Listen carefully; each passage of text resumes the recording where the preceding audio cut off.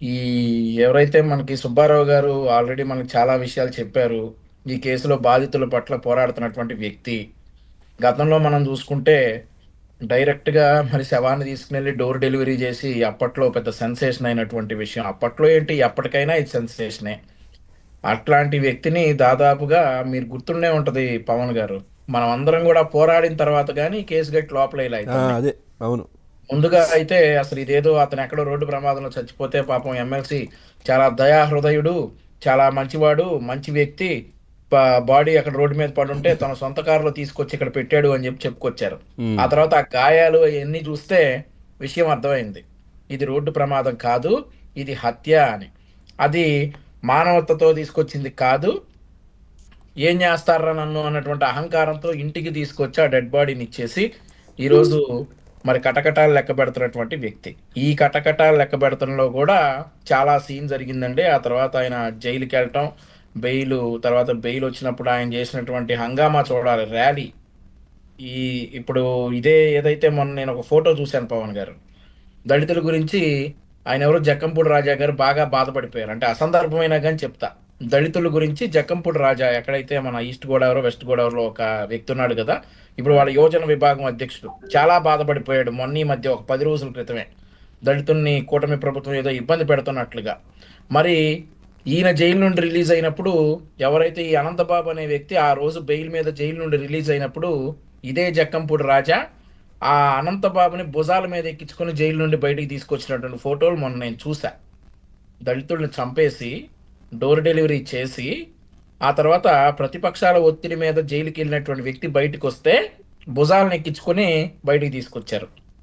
ఆ తర్వాత మళ్ళీ పలుమార్లు జగన్మోహన్ రెడ్డి గారి క్యారవాన్ లో కావచ్చు, జగన్మోహన్ రెడ్డి గారి క్యాంప్ ఆఫీస్ లో కావచ్చు, జగన్మోహన్ రెడ్డి గారు ఎక్కడికి వెళ్తే అక్కడికి ముసి ముసి నవ్వులు నవ్వుకుంటా ఇదే అనంతబాబు జగన్మోహన్ రెడ్డి గారి పక్క నుండి అక్కడ ఉన్నటువంటి దళితులను అందరినీ నన్ను ఏం చేస్తారో చేసుకోండిరా ఛాలెంజ్ అన్నట్లుగా చూసేవాడు వారందరి వైక.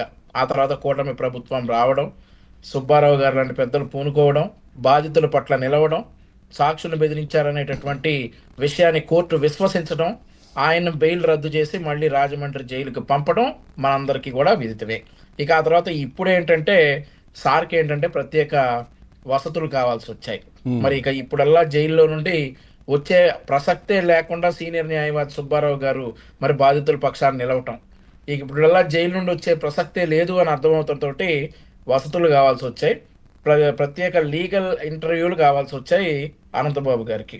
సో సుబ్బారావు గారు చెప్తా ఉంటే ఇందాక నేను విన్నా, గతంలో ఏదైతే హాస్పిటల్లో ఉన్నటువంటి డాక్టర్స్ ఇచ్చినటువంటి రిపోర్ట్ ప్రకారం అతను సంపూర్ణ ఆరోగ్యంగా ఉన్నాడు, ఏమాత్రం అనారోగ్యం అతనికి లేదు అని చెప్పేసి గతంలో డాక్టర్స్ ఇచ్చారు.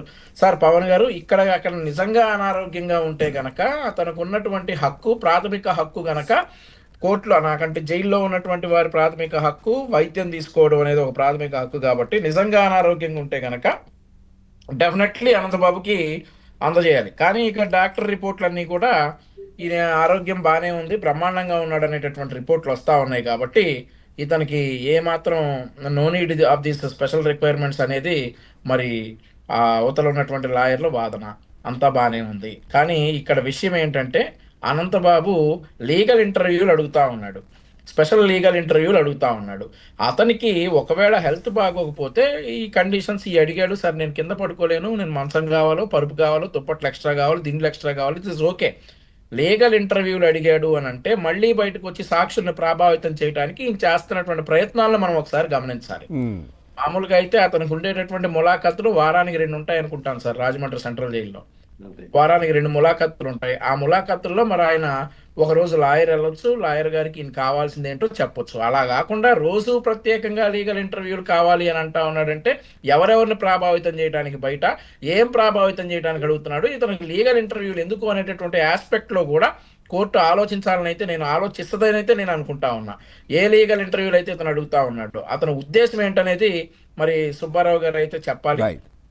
అంటే ఇక ఒక నేరం చేసేసి అడ్డంగా ఒక దళితుడిని చంపేసి అది ఇక డోర్ డెలివరీ చేసేసి బయటకు వచ్చి మళ్ళీ సాక్షులను ప్రభావితం చేసి మళ్ళీ జైల్లోకి వెళ్ళి ఇప్పుడు ఇతను లీగల్ ఇంటర్వ్యూలు అడుగుతున్నాడంటే అతని ఉద్దేశం ఏంటి, ఏ రైట్. ఆస్పెక్ట్ లో ఇతను లీగల్ ఇంటర్వ్యూస్ అడుగుతా ఉన్నాడు, ఎందుకు ఈ లీగల్ ఇంటర్వ్యూస్ కావాల్సి వచ్చాయి అనేది మనం ఒకసారి నిశ్చితంగా పరిశీలించాలి. రైట్. ఎవరికి పడితే వాళ్ళకి ఇట్లా లీగల్ ఇంటర్వ్యూలు ఇచ్చుకుంటా పోతే న్యాయ వ్యవస్థ మరి ఎలా ఉంటుంది అనేది కూడా సీనియర్లు చెప్పాలి. మరొక విషయం ఏంటంటే, ఇది out of the topic Pawan garu, 1 minute చెప్తాను.